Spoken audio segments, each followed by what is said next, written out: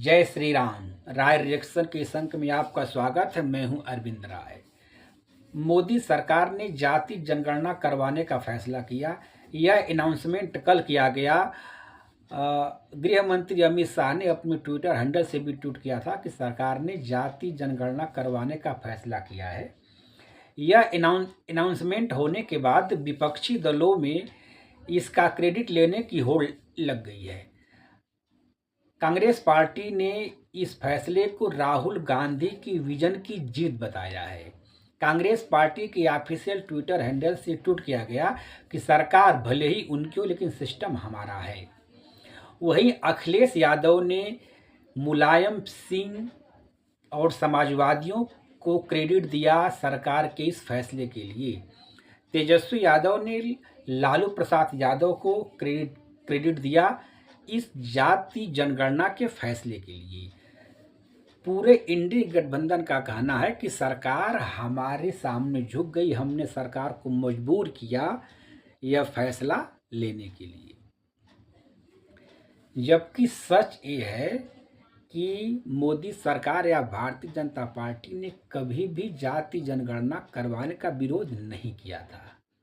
उनके भी एजेंडे में यह था कि वो जाति जनगणना करवाएगी, क्योंकि ये जो मुद्दा विपक्ष के पास है, इस मुद्दे की हवा निकालना बहुत ज़रूरी है। विपक्ष को मुद्दा विहीन करने के लिए मोदी सरकार ने यह फैसला लिया है, जहाँ तक मुझे लगता है। कुछ पत्रकारों का कहना है कि मोदी सरकार ने यह फैसला इसलिए लिया ताकि उसे बिहार चुनाव में फ़ायदा मिल सके, जबकि यह सत्य नहीं है, क्योंकि नीतीश कुमार की सरकार बहुत पहले ही बिहार में जाति जनगणना जाति सर्वे करवा चुकी है, तो इससे बिहार चुनाव में कोई फर्क पड़ेगा मुझे नहीं लगता है। लेकिन चूंकि बार बार राहुल गांधी और अन्य विपक्षी दल जाति जनगणना की बात कर रहे थे, तो इसीलिए मुझे लगता है कि मोदी सरकार ने यह फैसला करके विपक्ष के हाथों से इस मुद्दे को भी लपक लिया है। अब विपक्ष बिना मुद्दे के हो गया है। लेकिन इससे कुछ नुकसान भी हो सकते हैं, कुछ फायदा भी हो सकती है। हो सकता है कि भविष्य में जब जाति जनगणना हो जाए तो फिर जिस तरह की राहुल गांधी या अन्य विपक्षी दल मांग कर रहे हैं कि जिसकी जितनी भागीदारी उसकी इतनी हिस्सेदारी, इस तरह का भी एक नैरेटिव चल रहा है। और आगे चल के हो सकता है कि फिर ये लोग मांग करें कि जो आरक्षण की सीमा जो 50% किया है उससे और बढ़ाया जाए। देखिए क्या होता है, वो तो आगे चलेगा कि इसके लिए सरकार ने क्या काट सोच रखी है, उस समय क्या होगा वो तो बात की बात है। लेकिन यह फैसला करने के पीछे सिर्फ एक ही वजह है जो मुझे लगती है कि प्रधानमंत्री नरेंद्र मोदी ने विपक्ष को मुद्दा विहीन कर दिया। जो एक मुद्दा था उनके पास जाति जनगणना वाला, उसको भी खत्म कर दिया। अब विपक्ष पूरा इंडी गठबंधन बिना मुद्दे के हो गया है। दूसरी बात यह है कि जब नरेंद्र मोदी सरकार ने सभी पाकिस्तानी नागरिकों को जो लीगल वीजा पे यहाँ आए हुए थे उन्हें देश छोड़ने का आदेश दिया, उसके बाद जो चीज़ें निकल कर सामने आई वो शॉक्ड करने वाली हैं।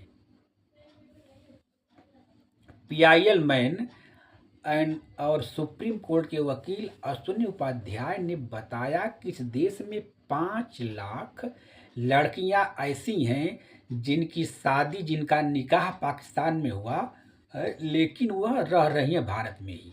उनके बच्चे भी भारत में पैदा हो गए, वे बच्चे बड़े हो गए, उनकी शादी भी हो गई है, उनका पूरा कुनबा यहीं रह रहा है, टैक्स पेयर के पैसे पे ही जी रहा है, भारत के संसाधनों का दोहन कर रहा है।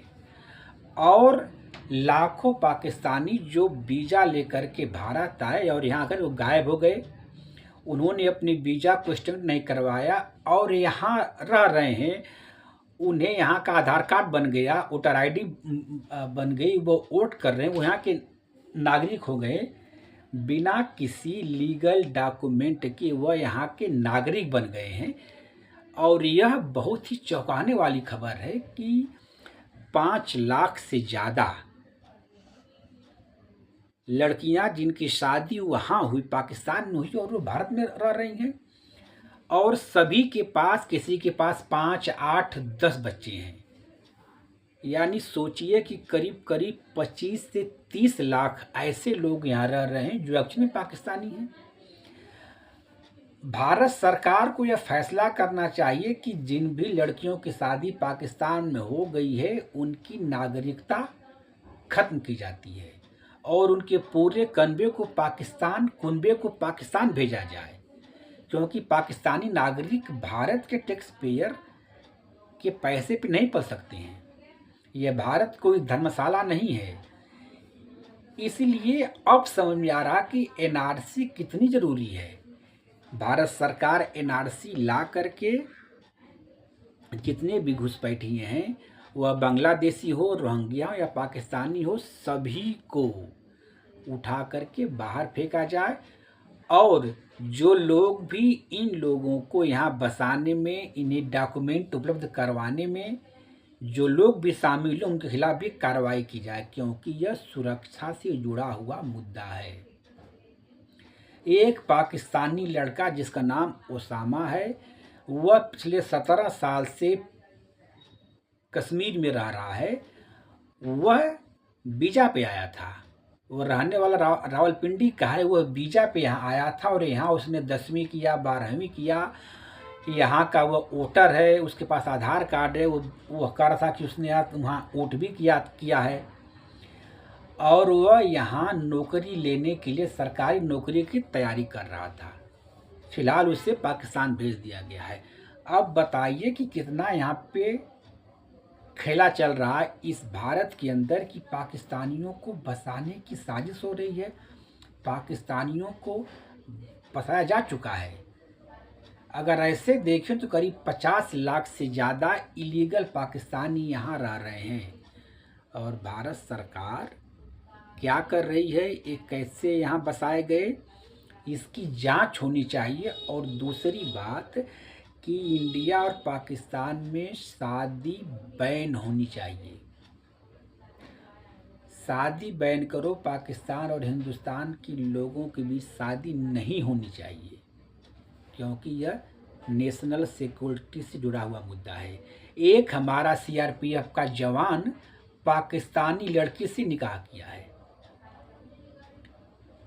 यह सिक्योरिटी के लिए खतरा है। हो सकता है कि उसने कुछ इन्फॉर्मेशन भी वहाँ लीक की हो। इस बात पे भी सरकार को गौर करना चाहिए कि ये कैसे हो गया। कैसे एक सीआरपीएफ का जवान पाकिस्तान लड़की से शादी कर लिया, पाकिस्तान गया, उसने क्या इन्फॉर्मेशन उधर लीक की होगी, उसकी लॉयल्टी किसके प्रति होगी, और जो लड़की पाकिस्तान से शादी करके भारत आ रही है उसकी लॉयल्टी किसके प्रति होगी, उसके बच्चे जो होंगे वो उन्हें कैसी शिक्षा देगी, उनकी लॉयल्टी किसके प्रति होगी। तो यहाँ पाकिस्तान के लिए जो एक सेंटिमेंट बनता है ना, प्रो पाकिस्तानी, वो इसलिए बनता है कि उसमें 80% पाकिस्तान के ही लोग हैं जो यहाँ बसे हुए हैं।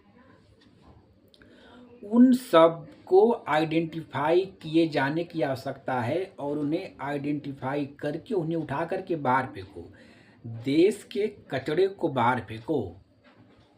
इसको इंश्योर मोदी सरकार को करना चाहिए। इसके लिए स्ट्रिक्ट पॉलिसी बनानी चाहिए ताकि कोई भी घुसपैठ न कर से, कोई भी इलीगल आकर के भारत में न रहने पाए।